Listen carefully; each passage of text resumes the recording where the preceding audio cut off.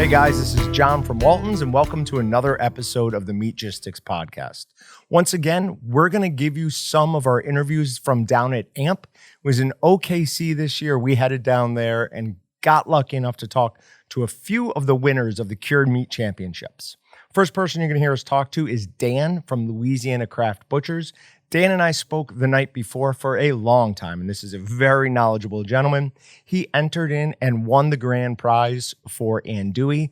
Nobody in the room seemed terribly surprised that he won that. Guy knows a lot of stuff. We're hoping to get him on the podcast in the future, specifically to talk about some kosher stuff. He's really knowledgeable in that. So I hope you enjoy that conversation. Then we've got Dennis from Den's Country Meats in Nebraska, and we've got Danny from Tulare. They're out in California. These two guys cleaned up in the Cured Meat Championships. I mean, it seemed like every other category, one of them was either winning grand champion, reserve grand champion. I believe they won 9 and 7 awards respectively. A lot of knowledge, a lot of passion in those two guys and Cured Meat. Awesome conversation. I hope you guys enjoy. Hey guys, this is John with Walton's. I'm here with Dan with Louisiana Craft Butchers. Dan, what'd you win? We won Grand Champion Andouille. Number 1. Now, that accent sounds like Andouille's kind of a specialty, huh? Oh, well, in Louisiana, South Louisiana, Andouille is kind of the king of the sausage. I mean, we are very proud of it, and we're very serious about our food down there and this and that. So we're glad to bring this home to Louisiana. Well, congratulations. That's awesome. You and I were having a quick conversation last night about kosher. We'd love to get you on the podcast. We'll do it. Yep. Sounds good. We will get that. Congratulations. That's awesome. Hey, guys. This is John with the Meatgistics podcast. We are down at AAMP in OKC. We just finished the Cured Meat Championship, and we have 2 runaway winners. These guys dominated the entire thing. I don't think there was a single category, or at least one of their names weren't called. We've got Dennis Schaardt from Den's Country Meats, and we've got Danny Mendes from Tulare Meat and Locker. They are in Tulare, California. Den's is in Table Rock, Nebraska. So you guys obviously know what you're doing. I mean, you were up against some of the stiffest, best competition around, and you clearly walked away with the blue ribbon. I mean, maybe not best in show, but number of wins, no one else even came close. Can you talk a little bit about some of the favorite ones that you did today? Yeah, so I ended up bringing 25 products this year. You don't normally only bring about 10, 11, something like that. I haven't won in recent years, but this year we really put our heart into it. We've spent the last 2 weeks developing these things. One of the recipes I got from my friend Danny here, I didn't like some of the stuff he did, so we changed a little bit, and we ended up getting grand champion with mac and cheese brats in the small diameter specialty class. And I mean, everybody's saying how great it tastes, and it must have, because there's none left, I noticed, on the chopping block in there. So that was really a special win. I've been doing this for 20 some years, almost 30 years. And this is the first time I've ever won 2 grand champions. So very proud of myself for that. It absolutely deserved it. We took video, we walked around, tried some of the products, and that one made me stop. Like, I tasted that and go, oh yeah, that's something special. Like that, you nailed that. A mac and cheese brat isn't something that really feels like it would be a great mix, but everybody loves brats. Everybody loves mac and cheese, and you nailed that. That was delicious. And I bet it's been 10 years ago we tried this same thing, but we just didn't come up with the right stuff together. We, our university is wanting us to develop new things, and I'm thinking at that time my kids were all in that 5 to 10 age, and what do kids eat? Macaroni and cheese. So I tried to get in a sausage then. I tried it, couldn't get it right, but we got it right today anyway. Absolutely did. What else did you won 2 grand champions? And also the Hot Link, which is kind of a new class and thing. We got grand champion of that. I took a lot of hint from my friend Gary Crane down here in Oklahoma. he got us to do these things, and we've done them before. We never put them in a red casing, but you have to for competition so you don't get DQ'd. We've been doing that the last 3-4 years now, and they're not a big seller at home, but for somebody who wants a little kick and a sausage, they got it. And we've done really well today on it. And I noticed on my flavor profile, I was way high on that one. So they must have loved the flavor of it. Well, wasn't really spicy at first, but after it's in your mouth a little bit, then it explodes. Yep. So yep, absolutely. Both of those, you deserve them. Absolutely. I tasted almost everything, and those were absolutely phenomenal. All right. So we're going to come back to, we'll talk more about Den's Country Meats, but let's get to Danny. What did you win? We got grand champion in our heavyweight bacon. I think it was also grand champion. We got our sweet and sassy jerky, which is another big seller out in California. So in let the me Central tell you, Valley, which is Tulare, California. let me tell you how good that was. There was none left by the time we got around to the jerky I wanted table. some, and I couldn't even have some. I didn't get any. I was disappointed. So talk to me about the sweet and sassy. What do you do specifically? You know, that one we developed, I think it was about, so I've been in the part of the smoke cured about 6 years ago. So I'm kind of still the rookie and relatively new to this. Been in the business 19 years, but I wanted to get hot and heavy in the smoked and hams and the snack sticks and jerkies and, et cetera. And so I've been with friends, because Dennis is a dear friend to me, and John Froling and a couple other guys that are in the business, and they just took me under the wing and helped me out, and I can compete with these guys, and it's not easy. I can imagine. They've been doing it for a long time. Yes. One of the reoccurring themes, because we've talked to a couple other people, one of the reoccurring themes that keeps coming up is everybody helping each other out. And go ahead. I was just going to say, it's awesome to see. Everybody's competing, but everybody's helping each other out. And it's true. I mean, like I said, I took Danny's recipe, modified a little bit, and ran with it. But, even in the hall here afterwards, we're evaluating products, and Aaron from Andouille Meats, who won the best of show, but he also had the best liver sausage in there, and I got third place in that. And I'm sitting there eating his and eating mine, trying to figure out what's difference. And he opened up to me and kind of told some of the things that he did and put into it. So we're not afraid, right, to share what we do, because it's hard to duplicate something in my plant or Danny's plant exactly the way it's done. But yet, most of us are all open to share anything. And, I think there's close to 100 new plants here this year. And I hope that them people maybe watch this video or something and see that, we're willing to open up to them to share, to help them out. We're not afraid to see everybody succeed. Anytime. Our phone's open all the time. So what do you think it is that creates that close-knit bond of willing to help each other? I mean, technically, it's not really the same, but technically these people are your competitors. There's a lot of industries where there's not a chance somebody would help somebody else out. So Correct. What do you think makes this different? It's like competitors, but family at the same time. It is. I mean, I've been doing this for close to 35 years, and my competitors back home are like 17 miles and 18 miles away, and we go out and have drinks together. We share ideas, yet we share customers too, because sometimes I have the customer, sometimes they have the customer, but yet we're willing to help each other out because we want each other to succeed. Because I think in this last year, through this whole pandemic thing, we've seen how important it was for us guys to survive. So we need more to survive, because during the 90s, we lost a lot of plants in the U.S. A lot of plants closed down. And now you're seeing more plants being built, and I hope they can all make it and everything. But this whole food movement that people want to see where they get their stuff from. Yep. They want to see something special. I mean, I can go to Walmart and get a mac and cheese brat or a chili dog there too, but it's not going to chase what's made at Den's Country Meats or Tulare Meats. A little bit more different. Love. There's a lot more love put into that stuff. There's no question. We said it when all this COVID stuff started happening. The first time a mom went to the grocery store and couldn't get exactly what she wanted, and she went to yours, you were going to retain 15, 20% of that business just because of the superior product and the superior service. And you're seeing that, I assume. I mean, oh yeah. I mean, like I said, when everybody was running out of hamburgers, so they started, I'm in a little town of 250 people, 60 miles away from Lincoln, Nebraska. People were calling and driving from Lincoln and Omaha, 60 and 80 miles away. All the way. But the thing about it is they was buying the hamburger, but in our plant, they were seeing all these different sausages that we made.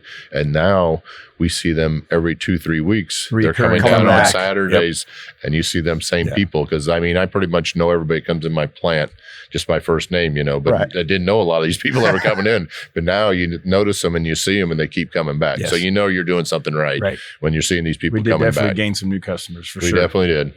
So, your plant, how many people do you have? We're a very small mom and pops. We probably have max 6 people working for us. 6 people. We have 7. Okay. Yeah. So you're both in that same size range? I would say, yeah. So would you consider yourself, I mean, this sounds almost like a weird word to use here, but artisans?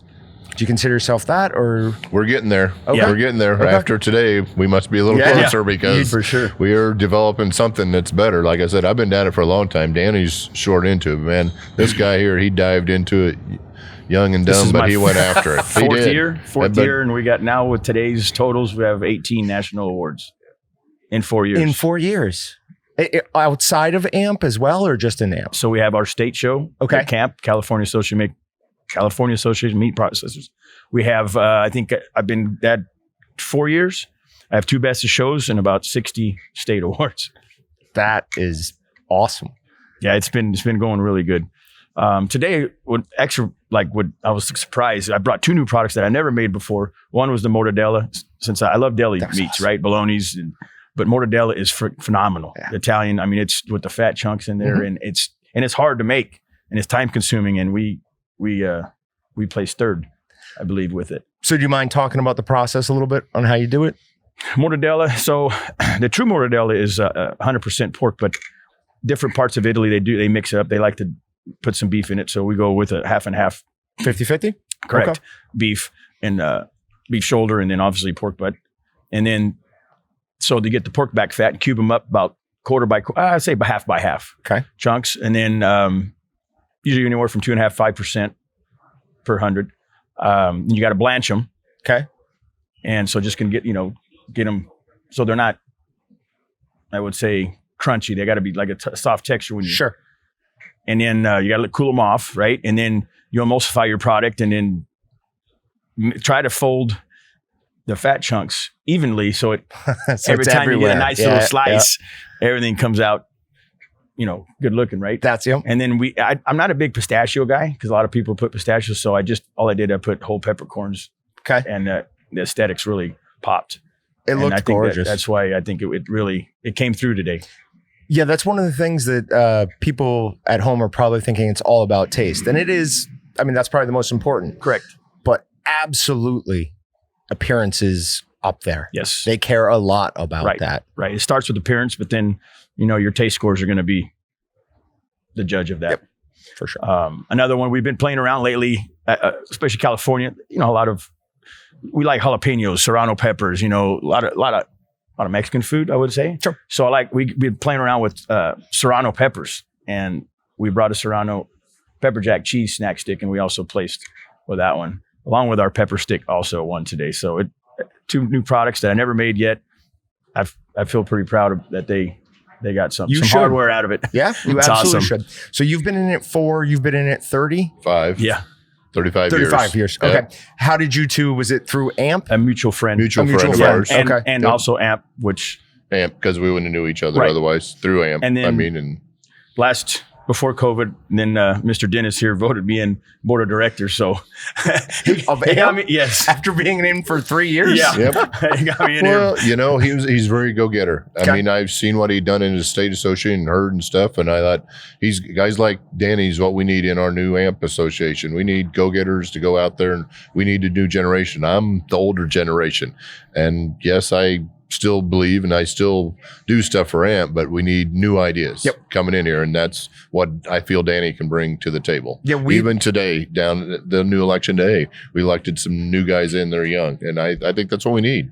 We were talking about it on an earlier podcast today, but getting that next generation of getting someone to take over your plant, to have a passion for it, because that clearly comes across when talking to you and you about meat processing. Like, you get to do what you love. Not a lot of people get to do that. Real quick, you started out 4 years ago.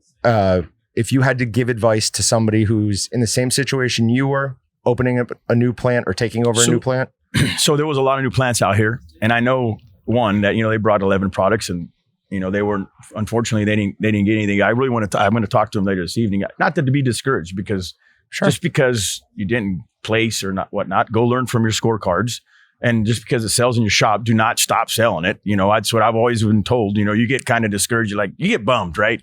You tried, you got long hours on this product, and you get here and then you walk away with nothing. But no, just keep working at it. Read the scorecards, ask questions, ask Dennis questions, ask me questions. I still learn every day. Everybody's learning every day. There's so much to try to digest in the meat processing world that nobody knows it all. And, at that stake, my son-in-law came into the business like 6 months ago, and he wants to learn. And that's probably why this year we made so many products, because he wants to get into this cured meats thing, just like Danny did 4 years ago. And I see it in him. I'm glad. And he's new at this. And so he's only about 30 years old, married my daughter. But anyway, so normally I bring, like I said, 8 to 10 products. This year we brought 25 because he wants to do it. So we started 2 weeks ago on this stuff to show him what it takes. Yep. And, he don't understand yet, what it takes to win, the fine details of your sausages, that you make sure the clips are centered or there's no dirt on them or something like that. And he's learning that today. And that's why today after the awards, we went into the room and I walked him around and I showed him, and, we go to these first place ones that won. And I said, this is why they won. And this is maybe why we're over here. This is why. And, that's how they learn. And he's into it. So I'm eager to see next year. This year, it was pretty much me with him helping me. Next year, it's going to be you, Seth. You're going to be doing this stuff, and I'm going to be in the bar drinking while you're in here working your butt off. But, As it should be. And that's what it is. But it's good to see. I mean, to me, it's going to be my next generation moving into my plant. I'm 10 years, I'm going to be going out of here, and that's who's going to be taking over. So they've got to learn these things that we learned. And hopefully he'll learn them faster than I did. Don't take 30 years to learn them, but that's what it's about, I think. And and we are, our AMP it's family businesses. There is not too many big conglomerates in this group. There's a few, and that's fine, but most of us are family owned businesses. That's what we are. So speaking of the business, push Dens a little bit, talk Push about Dens. it. Where are you? Where can people find you? I'm down in southeast Nebraska, about 60 miles south of Lincoln, down there next to the Kansas line. Like I said, we've been in business about 35 years. We do beef and pork processing, wild game processing, and the wild game's probably what pushed our sausage business. We started making more items out of deer meat for sausages and exploring new things. And about 5 years ago, I really got into the sausage business. We probably maybe 3% of our business was retail sausages. And I would say now that our average is probably closer to 25 to 30% of our business is sausage. We still kill and cut animals and process them out, but it's really flipped in our little neighborhood. Okay. Because we got people driving in, and of course COVID at Troy went up, but I don't know, we revamped our rooms down there about 5 years ago and changed things around and done different ways of selling things in the store. But most of our business is word of mouth, and we do advertising, but not very much. But people just eat it, and like I said, deer products, they get the deer and then they come back and they want more of our other sausages. And that's what we do. So you just need to get them in the door, and then you get got them in the door, and we usually can hook them in. Awesome. That's for sure. Talking about Tulare. So Tulare Meat Locker and Sausage Company, we're Tulare, California, pretty much in the Central Valley, I would say, between Bakersfield and Fresno. We're a real ag community, a lot of dairy industry, huge dairy industry, actually, one of the biggest in the world. A lot of nuts, a lot of fruits, a lot of trees. I mean, we feed the world pretty much. I mean, it's Central Valley. A lot of products come out of Central Valley. We're mom and pops pretty much mirror what Dennis does. We go out and we custom slaughter, cutting hogs, lambs, pigs. Beef, and then custom cut them the way the customer likes and takes it, and then they take home for their freezer. Retail sausages. I've owned it 19 years now. I started there when I was 13, but 6 years ago, being Portuguese, there's a big Portuguese community out there. I wanted I knew I could produce a great linguiça, which is one of our staples, Sure. right? Yep. And between my grandmother's and my mom's recipe, we kind of combined it in for our standards, right? USDA standards, you couldn't do everything, but it's pretty close for being commercially made. So that was why I was like, I need to start getting involved and get more into this sausage and curing part. Because we did hams and bacons, but it was minimal. The stuff that we butchered, that if the customer wanted a ham or a bacon, then we would do it. But I wasn't set up for it. And I mean, I let it out on the line. We built a room and I just started. That's when I got introduced to these guys and started buying equipment. I mean, I pretty stretched myself out there, and it was either going to make it or break it. I mean, it just went from here to 0 to 150 in 6 years. I mean, it's amazing for our little mom and pop shop how much sausage we sling out the door. And our retail room is only like a 10 by 12 area. It's very small, but it's snack sticks, jerky. It's just nuts. We're getting ready to expand. So it's been really good. Hopefully when I get back home, I think we're going to have our engineering plans done. So it's pretty exciting stuff that's going to be happening. And well, you got some hardware to hang on the walls now. Yeah, I know. I'm running out of room. That's what I'm saying. I have to start putting them on the ceiling. I'm building a new plant. Oh, you're going to start doing more? No, I just need more room for my awards. That's what everybody. I just put it on Facebook, right? And that's what everybody keeps asking. Where are you going to hang those things? Well, that is an excellent problem to have. Yeah, for sure. Okay, and can they find you online? Yes, Facebook, Tulare Meat Locker and Sausage Company, online, Tulare, California. Facebook, Instagram, and online. It's easy to find. Awesome. We'll go ahead and post links to all your social media when we do this. I appreciate that. Thanks for taking the time, guys. I know this is valuable time for you, and you two are celebrating. Yeah. So we'll let you get back to that. Awesome. I appreciate you guys taking the time for us. Thank you.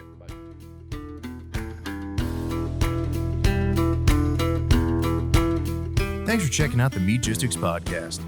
To shop everything but the meat, head on over to waltonsinc.com. And to get your meat processing questions answered by experts and enthusiasts alike, head on over to our online community at meatgistics.com. Walton's, everything but the meat.